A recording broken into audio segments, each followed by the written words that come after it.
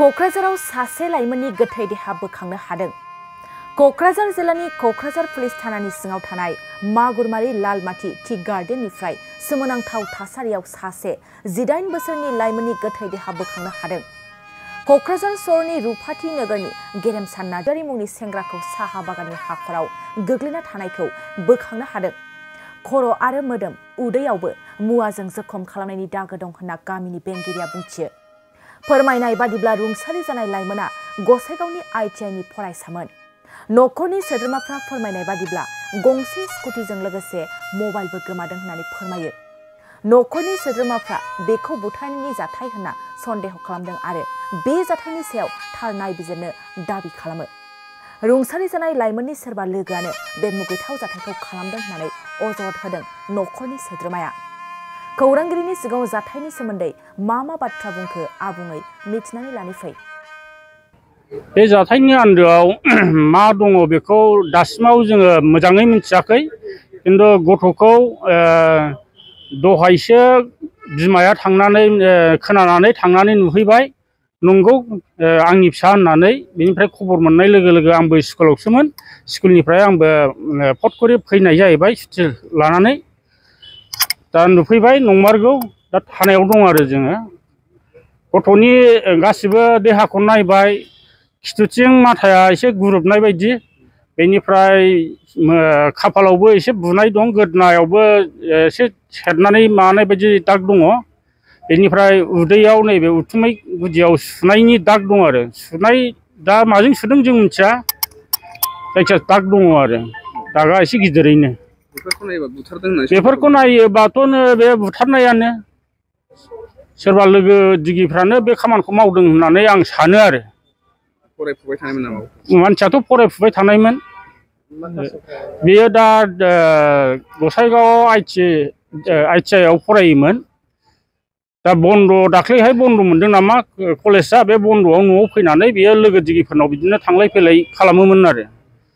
लोगोफोरनाव थांनायाव गामिया रुपाथि नोगोर, क'क्राझार 3 नम्बर वार्ड। बे न'आव बिदिनो थांनानै लोगोफोरजों थांनाया सानथाम जाबायमोन दिनैजों। न'निफ्राय गैयैया सानथाम जाबायमोन। न'खरनि मानसिफ्रा बे सानथामनि गेजेराव रायज्लायनाय जायाखैमोन नामा? न'खरनि मानसिफ्रा सानथामनि गेजेरावथ' नङा, मैयानिफ्राय एसे नागिरलायनाय जादों होननानै आं खोनादों। अब्लाबो जोङो बांद्राय मानो मोनाखैमोन। ओमफ्राय नै दिनैहाय मानसिखौ गोथै देहाखौ मोननायखौ जों मिथिनो मोनबाय बा नुबायबो आरो। क'क्राझार थानायाव लाबोबाय? दा क'क्राझार थानायावनो दङ लासआ, गोथै बे गेरेमसानि गोथै सहआ दा क'क्राझार थानायावनो दङ आरो। नोंथांमोना बुथारदों सन्देह खालामदों, बिनि सायाव FIR होनाय जाबाय नामा आरो माबायदि न्याय लुबैयो? बुथारनायाथ' सन्देहल' नङा, माने बुथारदोंखौनो जों होनखागोन। दा बिनि सायाव जोङो माने उसित माने तदन्तखौ लुबैयो आरो, तदन्त खालामजानो लुबैयो आरो जों बे तदन्तखौ नांखागोनबो। बिमाफोरनि नामा मा नाम? बिमानि नामा सुकुन्तला नार्जारी, ओमफ्राय बिफानि नामा जगदीश नार्जारी, ओमफ्राय बे बुथारजानायनि नामा गेरेमसा नार्जारी। ओरैनो जाथाया अबे माबानिफ्राय बोखांनो हानाय जादों? जाथायखौ बे मागुरमारि बे साहा फेक्टरि माबानिफ्राय, बे खाथिनिफ्राय दा बोखांनानै लाबोनो हादों होननानै आं मिथिनो मोन्दों आरो। আমি নিখিল বড়োৰ ছাত্ৰ সন্থাৰ পৰা আজি খবৰ ল'বলৈ আহিছে।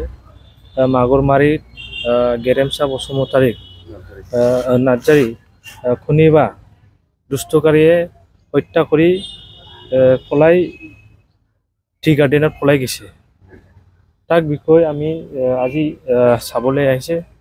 কিন্তু মানসিক এনেকা বেয়াকে মাৰ্ডাৰ কৰিছে, আমি প্ৰশাসনক এটাই অনুৰোধ কৰি নিখিল বড়ো ছাত্ৰ সন্থান 24 ঘণ্টাৰ ভিতৰত দুষ্টকাৰীক ধৰিয়া সাজা দিব লাগে। আৰু আমি নিখিল বড়ো ছাত্ৰ সন্থাৰ পৰা এইটোৱে বিচাৰোঁ, 24 ঘণ্টাত ধৰিব নোৱাৰে, আমি নিখিল বড়ো ছাত্ৰ সন্থাৰ পৰা এটা সিদ্ধান্ত লোৱা বাধ্য হ'ব। মানুহটো এলা গাড়ী পৰা নামে চালোঁ যে পেটতে ডেগাৰ মাৰা আছে 2টামান, আৰু মাথাত ফাৰ্ষ্টফালে পুৰা মানে ঘূৰা, মাথাটো ফুল্লি ঘূৰা মাৰ্ডাৰ কৰিছে। তো মাৰ্ডাৰ বুলিয়েই মই এতিয়া গম পালোঁ আৰু কি কি দাবী কৰিব এতিয়া ন্যায় তদন্ত হ'ব লাগে আৰু যিবিলাক ঘটনা জড়িত আছে এইবিলাক মানুহ শাস্তি পাব লাগে এইটোই লাগে আমাক ক'ৰ ছাত্ৰ আছিল তেখেতে গেৰেমচা ছাত্ৰই আছিল গোসাইগাঁও আইচাইত পঢ়ি আছিল এতিয়া পুৰা ঘৰত নাছিল ঘৰত নাথাকা 3 দিনমান হ'ল বোধহয় মই জানাৰ মতে 3 দিন আগৰ পৰাই ঘৰত নাই বুলি মই শুনা পাইছোঁ আৰু লগৰীয়াসকলে মাৰ্ডাৰ কৰিব পাৰে নেকি এইবিলাক কাম লগৰীয়াসকলেই হ'ব পাৰে বয়স কিমান আছিল বয়স 19 মান হৈছে বোধহয় চাইছোঁ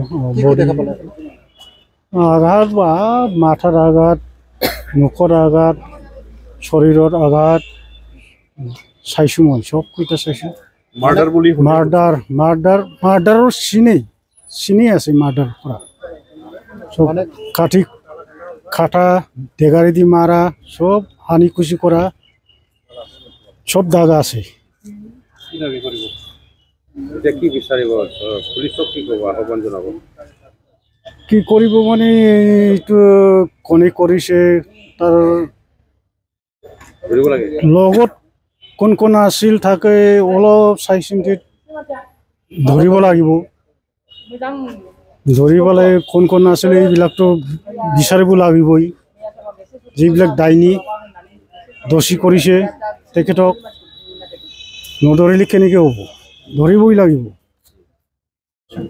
ছাত্ৰ আছিল নে ক'ত পঢ়ি আছিলে এইটো ছায়েন্স কলেজত পিঅ' পাছ কৰি এতিয়া গোসাইগাঁৱত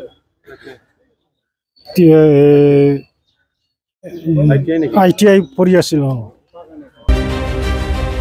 मोनसे गोजोनथाव खौरां क'क्राझार सहरनि जेडि र'डजों नांजाबनाय सुदेमपुरि गांजिमा बाजाराव थानाय आइ आफा मेडलाइफ BM हस्पिटालाव बेराम सोखानो हानायनि गोबां खाबु दं आइ आफा मेडलाइफ BM हस्पिटालनि फेसिलिटिफोरानो जाबाय medical laboratory pharmacy paediatrics medicine gynaecology dental urology dental x ray play area x ray sonography OT ICU NICU एबा PICU आरो आइ आफा मेडलाइफ BM हस्पिटाला 24 घन्टा जेब्लाबो खुलायै थागोन लांलाय लाबोनायनि एम्बुलेन्सआबो मोजाङै सार्भिस थागोन